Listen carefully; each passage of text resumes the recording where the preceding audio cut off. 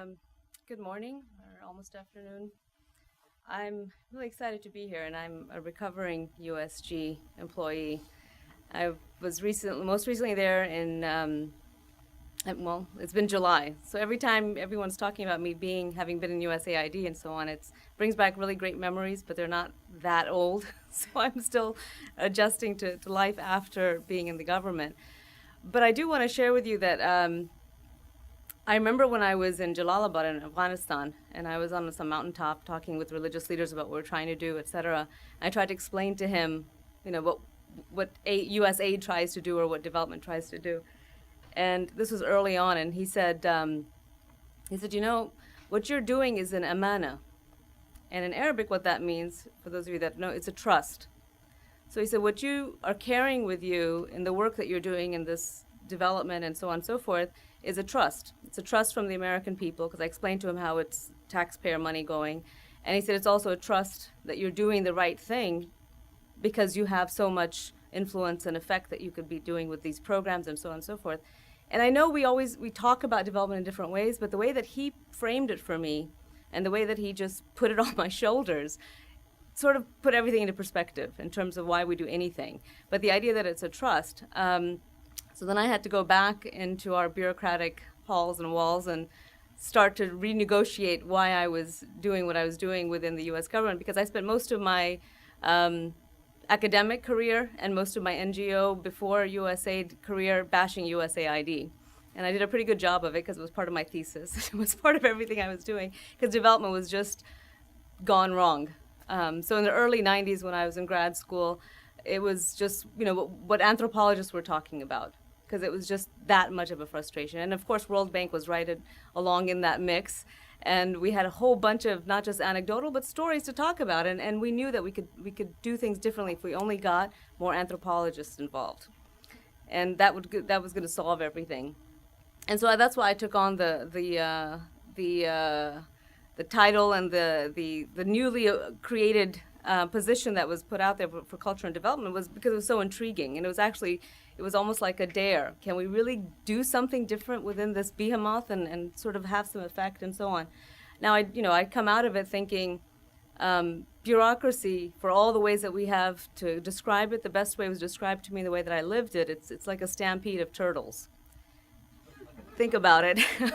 It takes a while, but it gets you down. And some of us have an expiration date on something like that. So that's sort of why I exited out of it.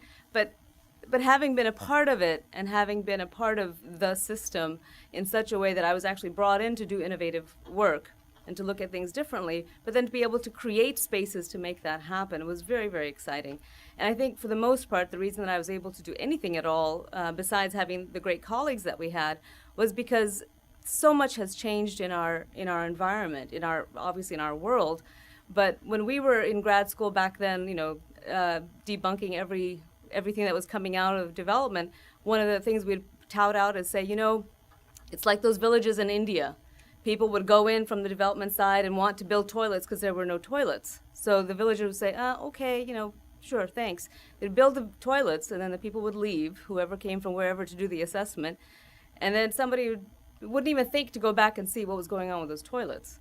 But then when somebody did pass by through that cluster of villages, find out that, those toilets were actually being used for granaries. Because what did they really need? They needed to store their grain, and they didn't want or need toilets. But 20, 30 years ago, it was just a polite, okay, sure, give it to us if you want to. Or it was, we really don't want to, but if you really want to, that's fine. It's just changed so much. And the structures and the ways of looking at development have changed so much that folks are not saying yes or saying, yes, please, or no, thank you, please. They're really just saying, please get out and don't be a part of this process, because you're really screwing it up royally for us and then for the long term that we're trying to look at. So I think that context that I know that I'm preaching to the converted here in terms of how you've all been seeing these trends is sort of the reason and the impetus for having very, very important discussions like this, but then also having them in a critical way in and of itself. So it's not just important that we're having this discussion. It's really important about, and not even who's at the table and what's on the menu, but it's just how we even frame these discussions. And what the theme for me all the way through, now that I've also left government, I left the agency and the donor side of things, going back to my grassroots, sort of where my vibe has always been, it's even more important that we're able to connect these two pieces of policy and of implementation. And it's even more critical to realize that the space between the two, it's not just a nice thing to connect them, but it's really more or less in so many words, it's a matter of survival for many people. And so that's where it comes back to me in terms of the amana and the trust that people have. And these people are, again, we've also shifted terminology. We're not necessarily using beneficiaries anymore because we realize that could be a very condescending term, right?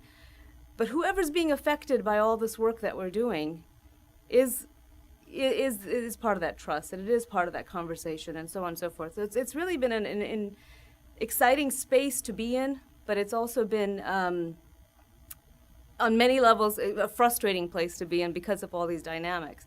But I thought I would share with you sort of what when we were doing some of the training and the capacity building within USAID, but it was also USG wide, so it was interagency. I thought I'd share with you just some of the ways that we had been training, talking, whatever we could do to get this conversation going. We would put it in there, and I was joking about how some of us that walk into a room, you could see people saying, "Oh, we know what this conversation is going to be like because this person's entered the room." But those are the kind of small shifts and things that we want to make in the conversations that are happening. And it's a good thing because the space was created for it. And yes, whether it's World Bank or USAID or the Norwegian government, the Danish and so on, who are doing wonderful work in this space, it's how do we sustain that space to have these conversations. And literally, sometimes it is about a conversation. It's not about the huge mega convenings. It's about that one-on-one connection. So we were able to, at USAID, have a mandatory training that all new deployments for the last 5 years that I was there had to have this training, which was on cultural, it was actually called Integrating Cultural Context into Development, Programming, and Policy and Strategy. So they had to have this going out to the field, which was great because then we got to have these open conversations. So within that, we also had a conversation, obviously, about religion itself. So that's what I thought maybe I'll just share with you. So I've taken off all the logos of USAID. There's no classified information being shared. That's all been stripped off. So it's just basically, just to walk you through it, just to give you a sense of, we talk about how do we build the capacity. Well, this is one way that we tried that we thought was kind of interesting and exciting. And it's ongoing still. So this is what I usually start with. Anyone want to describe what you see?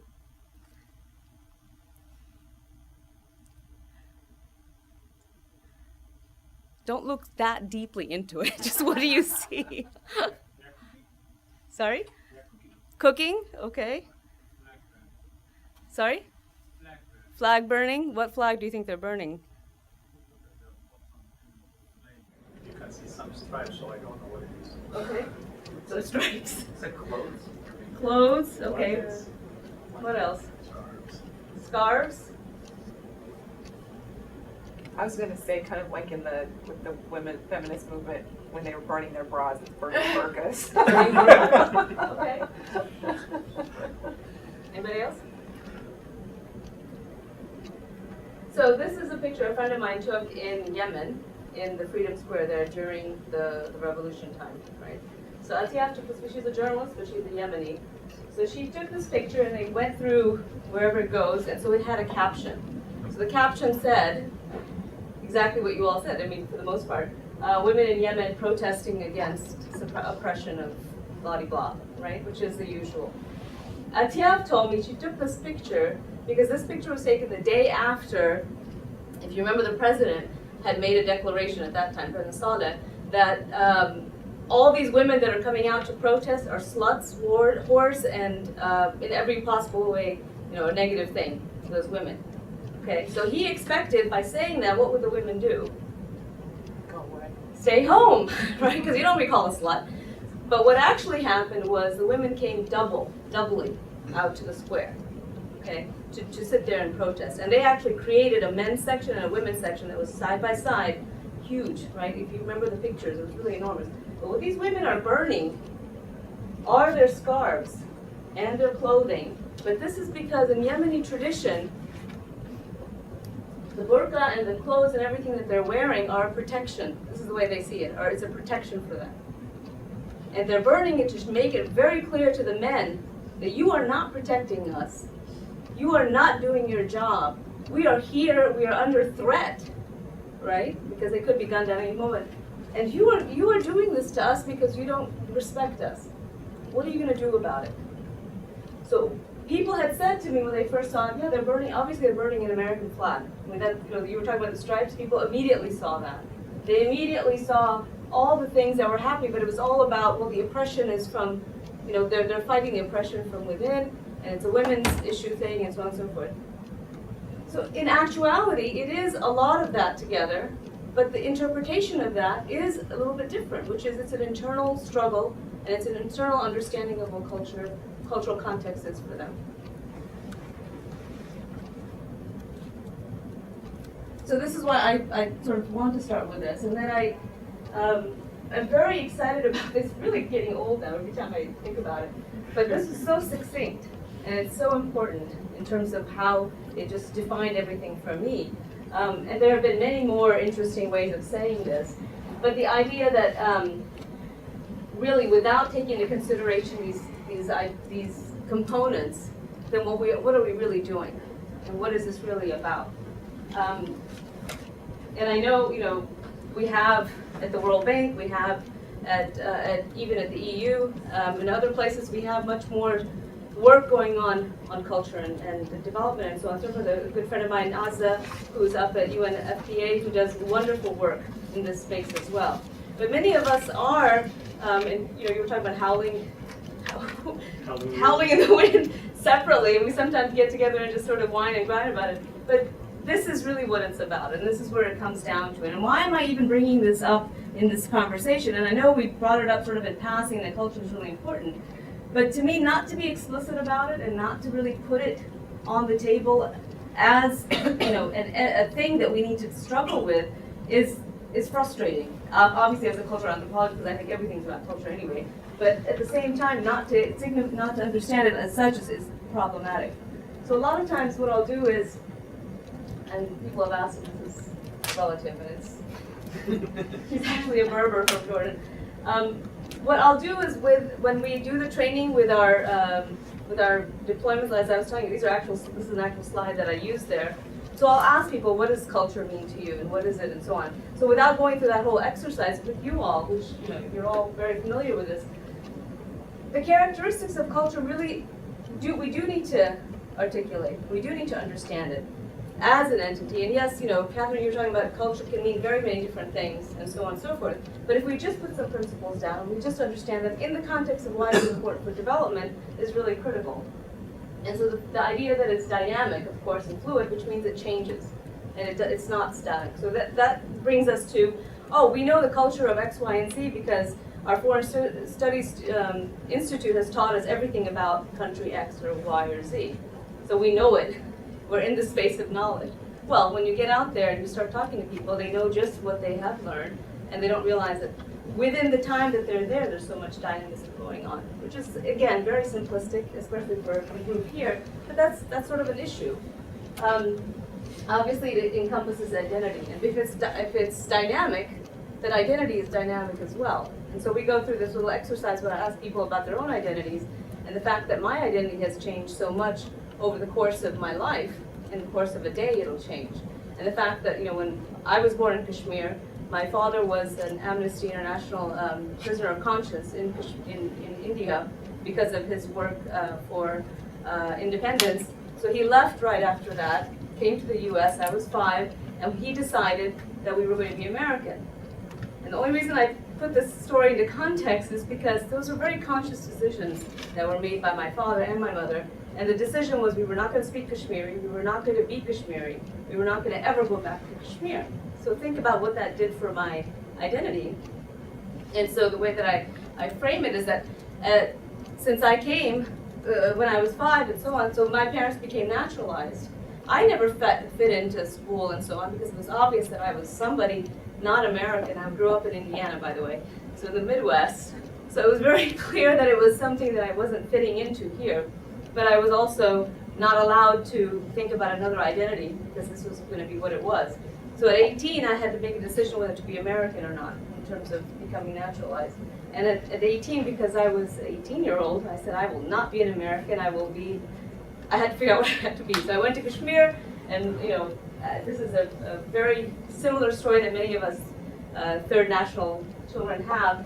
Go back, and nobody accepts me in Kashmir. As soon as they walk in the room, they say, here comes the American. So the Kashmiris were pushing me off to be an American. The Americans were saying to me, we don't know who you are or what you are. So those kinds of issues of how identity is created, and the fact that it's dynamic, and the fact that it can be imposed, all of those issues speak to our understanding of what religion and religiosity are because they're so interlinked, right? And I'm just going through that exercise with you because when I sit with a room full of Foreign Service officers and others, I do want to make it personal. And I do ask people, what's your identification? And if we don't make it personal and don't bring it back, then it's always about the other, and which doesn't help us at all in the field. It's always going to be, well, they're so much more interesting than I am. Well, actually, we have our own identities through the day, and so on and so forth. So that's really important. This is probably what's really important for me personally, but I think also when we talk about development, that culture and identity and so on are really about what people's own aspirations are. And that's very simplistic as well, but it's really about how people define themselves also helps them understand what they want to see in their community and what those aspirations are, rather than what they would be imposed. Again, very simple concept, something that I want to make sure that I get it just explicitly out there. And of course, religion is integrated and falls into and comes out of culture as well. I should have said this from the beginning, but I would rather this be interactive, so if something is not clear or you want to say something about something, please do. I'm sorry if I mess up the rules, but I know we have a little bit more time too.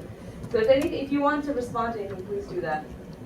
And then the question that I ask is, in the end, Catherine, you're talking about the question of development. A lot of the conversations that I have with folks in this context, I actually ask them, what does development mean? And these are development practitioners that are going out to the field as program officers at USAID. And they have never had that conversation. Some of them have master's degrees in development studies. They've never actually sat and talked about what does development mean. Because for some reason, it's just predefined. So we have lots of conversation about what does it mean, because to people, it means very different things. So I do have students, Foreign Service officers that say, well, development to me is American values. And I want to make sure that American values, which are the best values, and this is verbatim, which are the best values for the world, need to be shared in a good way. That's an uncomfortable conversation, but it has to be had. And then other people will say, well, development to me means that you're making something better, because something is really bad, you need to make it better, it's improvement. Okay, so development is something that didn't exist, it's going to exist in a different way.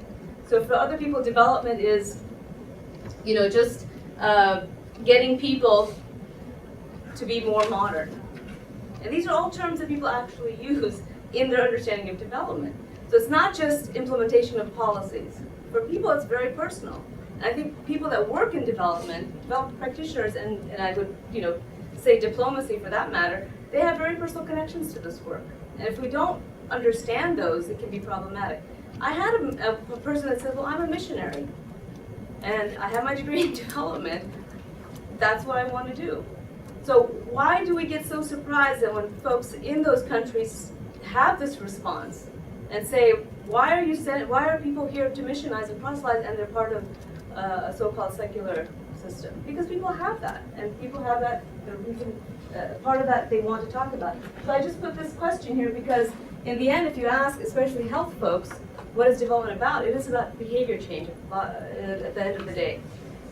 Is that what we're trying to do? And how does that interact with how people's identity and people's cultures are defined in a certain way? Are you asking them to change a behavior that is a part of their identity in order to get a development interest in mind?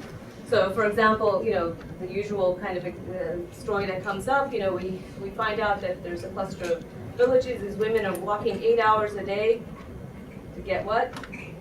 Water from a well. And so they're walking back and forth, these poor women. We should cut down their tasks. We should give them more leisure time because that's what they should, we should all aspire to have more leisure time. So let's build the wells closer. What happens? Nobody uses the well. People are upset, the women especially. How dare you do that?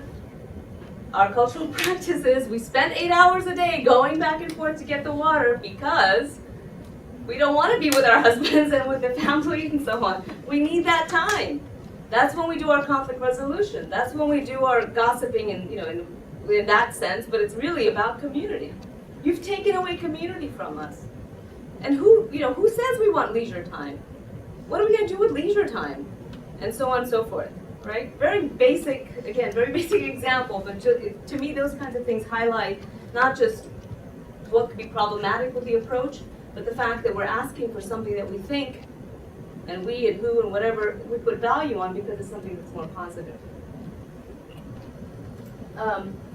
I wanted to put this up because this is what we use usually within the trainings and so on about religion. And it's just part of the GC, the General Council's advisement and so on within USAID, but then as you can imagine, it goes to the way that we do our implementing as well.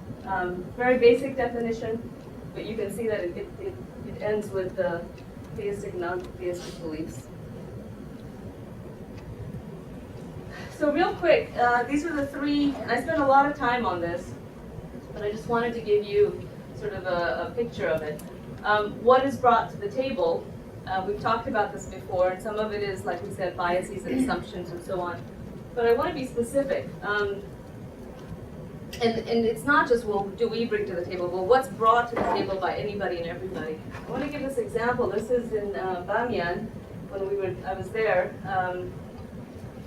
So there, the issue was, I might have shared this story with some of you before, but there we were talking about engaging religious leaders. It's so important, it's so critical, and it's so on. So all the things that we've been talking about, why it's important. And so one of the chaplains came to me, and he said, Afifa, it sounds great, but I haven't been able to do it. And I said, well, what's the problem? He said, well, I invited, the religious leaders to come, and we had we wanted to have a conversation about what the issues were in the community and so on. So I went to the head elder came, and I said to him, I'd like to talk to you, and he looked at me and he said, do you believe in God? Face to face, and I said, okay. He said, I didn't know what to do. I didn't know what to say. I said, what was the problem? He said, well, I was afraid if I said yes. No, he said, I was afraid if I said no, because he didn't believe in God, if I said no, that he would immediately kill me, because I'd be an infidel. This is a chaplain. This is, part of the system here. And he said, but if I said, I'm Christian or something else, basically he was afraid if the right answer, if he didn't give the right answer, which the man wanted to hear, he wouldn't be able to get out of this conversation alive. Which sounds really, again, for those of us that engage on religion, it sounds like, why would somebody think that? But this is what happened. So when he couldn't answer the question, the mullah sort of walked away. Said, and so he said, well, I don't know why he walked away. We didn't have a conversation, but I also couldn't answer. And he said, I didn't feel comfortable being asked. Why am I being asked if I believe in God? Because that's not what we do. We don't talk about God like that.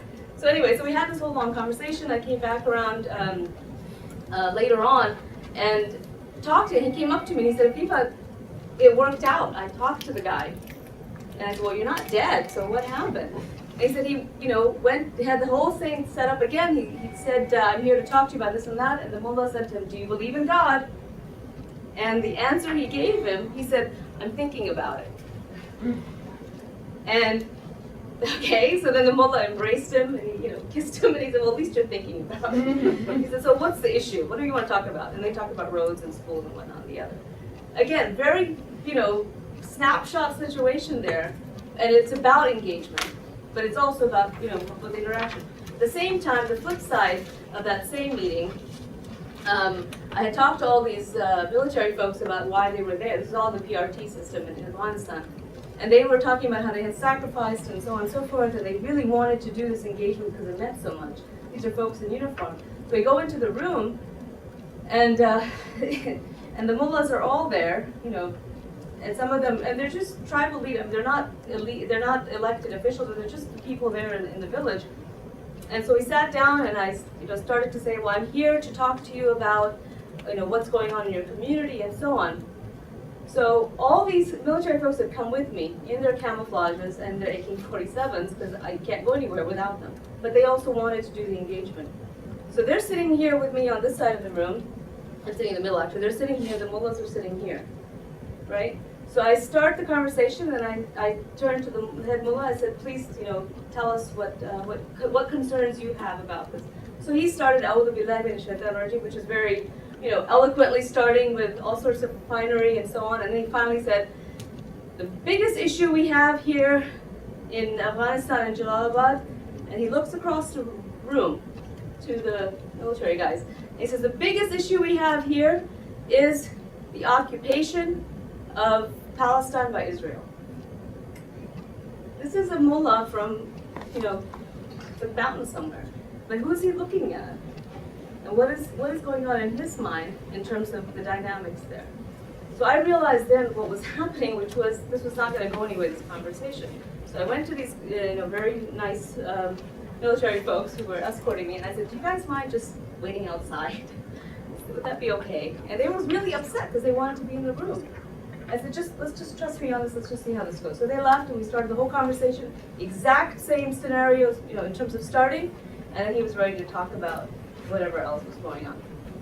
I mean, these are the so-called tools for engagement, but they're also what we bring in. And so then I had a conversation with this mullah later, and I said, I just want you to know how much these people really wanted to meet you. So I had to, create a flip side as well, so you could understand their story. So that's really critical. I put this up. This is part of how we know what we know. This is a poster from Egypt. So we were doing family planning programs in Egypt, right? And contraception and so on and so forth. It wasn't going anywhere. Nobody was coming. So finally, we decided to bring some of the religious leaders. So there were priests and imams and so on together to talk about the difficulties in population. In having a great number of the population numbers were so high, and these are the issues of the resources and so on and so forth. What can we do about it? They started to talk amongst themselves, and they said, well, in the Quran it says that you should breastfeed for 2 years a child. That means you should really be paying attention to that child for at least 2 years. But you know what? Maybe 3 years is even better. So they came up with this campaign, which was not family planning, it was healthy families, which just somehow made everything okay. And so this says three is good between children. And they came up with their own program, but it was based on their own understanding of what the issue was rather than being imposed on. And the questions that are asked too. This is the mantra that I always use, that we always start the development conversations, especially with religious leaders, on what's wrong and what's broken, instead of asking the more difficult question, which is what's right and what's working, and the capacity side of things. The joke is always, anywhere you go, people will always have a list of problems for you. But when you have to ask them what's working, they have to think about it, and they don't have a script for that. And usually the ones that do know what's working are not the ones that are coming, sending proposals in, because they're usually not involved or they're not as engaged on those kinds of issues. So just flipping the script that little bit makes a big difference in terms of engagement, in terms of how we get to where we are. This is all things that we've been going through in terms of why religion matters and what religious leaders are about.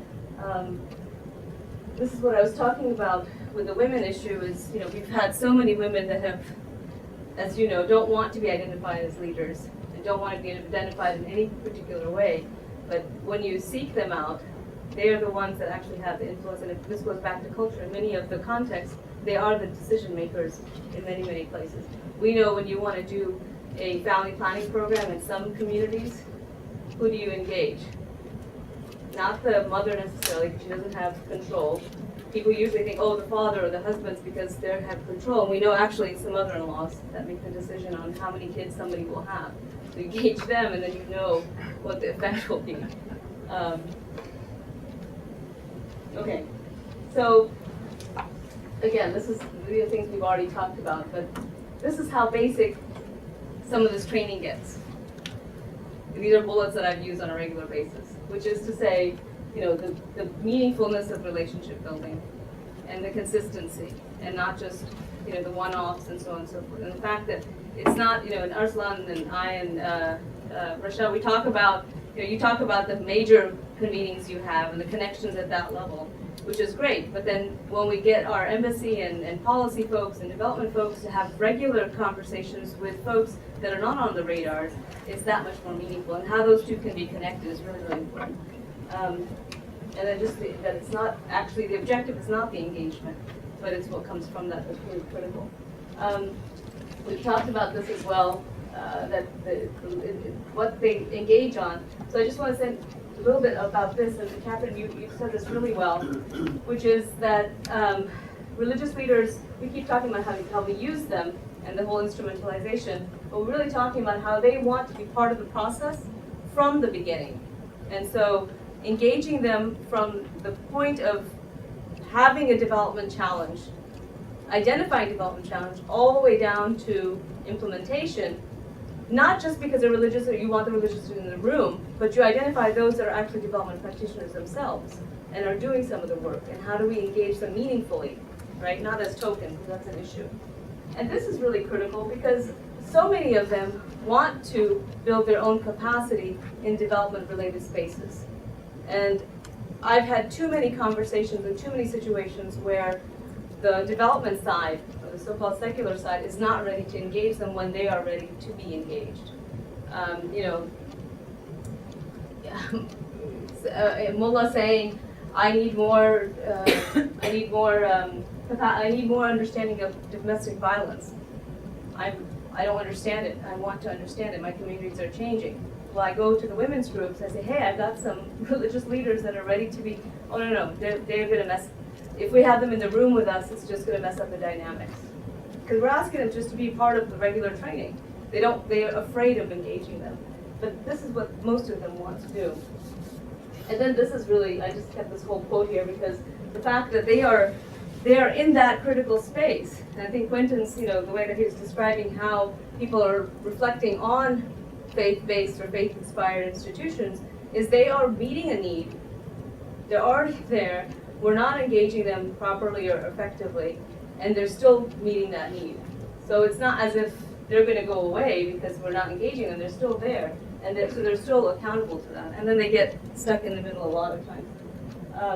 I just put these up as examples of two places that we worked on. And again,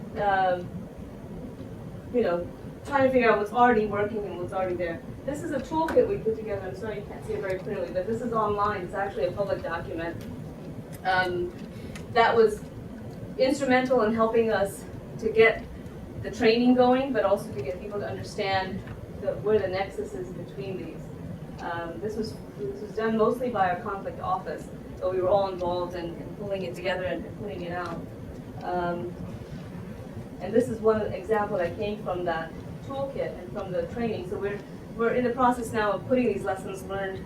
Well, we're not because I'm not there anymore. But we're pulling. At the agency we've been pulling together the lessons learned on a regular basis. But I think what we can do from the outside now, which is really critical, is to pull these lessons learned, just like the data-driven information that Quentin has and others, to help build up, you know, what's working and what's not.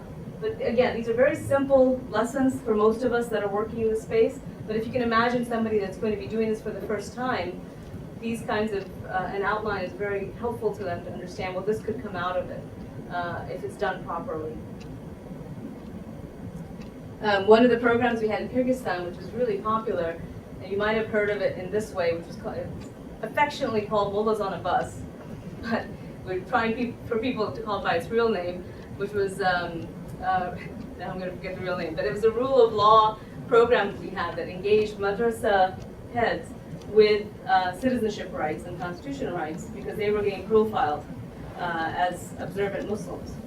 So they were profiled by the police, they didn't know what to do, so we brought in these law school students to come to the madrasas and talk to them and teach them and train them about what their constitutional rights were. So when they got stopped and profiled by the police, they knew what the response could be rather than just being put away. And so that was really interesting because the law school students were excited. They said we've never walked into a madrasa before. So it was not just for the religious side, but it was for the secular side to be involved. So we've talked about all of these. I do want to just highlight this one on the top gets a lot of attention because people will say, well, we can't engage because the religious leaders don't have the capacity to engage. They don't know what they're doing, so we don't know how to engage with them. Many times that comes up as an issue because then we're not able to understand that, yeah, they need the capacity. I mean, it's a vicious cycle. They need the capacity, they need the understanding. We can't do it unless we engage with them. These others, I think we've already been through. There are just more of them. And the challenges are always highlighted by everyone in terms of what we can do. But this, I wanted to just really quickly say that the impact of religious engagement, if it's done in this thoughtful manner, first you recognize the positive of what's happening in the community, what's working. You also are more grounded. And then you create more networks, which is really critical because we don't have the same old usual suspects, and so on and so forth. So this is the way that I've been outlining it for folks within our own systems here in the U.S., whether it's USAID and a lot of this I also have been working with implementing partners as well. And then this, real quick, I'll just show you, this is the First Amendment. And the issue with it was about how much we could actually do. And we have a whole one-day course that we did on this establishment clause stuff, that we do both at USAID and FSI as well. And it's a real thing, so it's not, we can't really ignore it. So these are the things that we've already talked about that matter. I can show you this later, I can talk about it. It's just the things that we actually did do towards these affecting policy within USG. I think it bears mention because we can talk about what accomplishments we have in the conversation side of things, but then how it actually gets projected into programming and into policy is pretty important.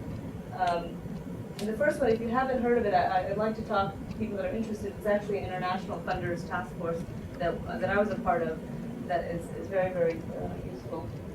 Okay, so I'm just going to end with this. These are some of the things that I wanted to put out there as, some of them we've already talked about or brought up, but things that I would like us to consider at some level or the other.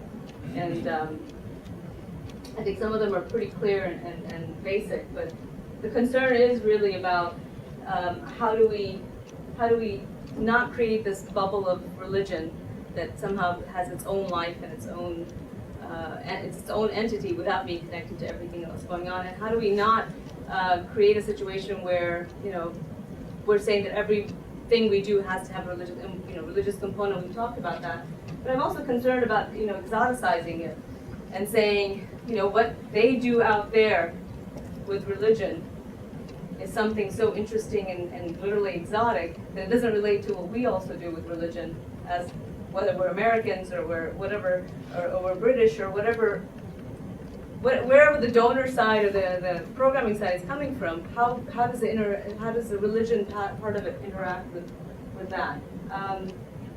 I'll leave this up, I guess. I mean, in terms of maybe for more discussion, but I wanted to for me, it was just making notes for myself.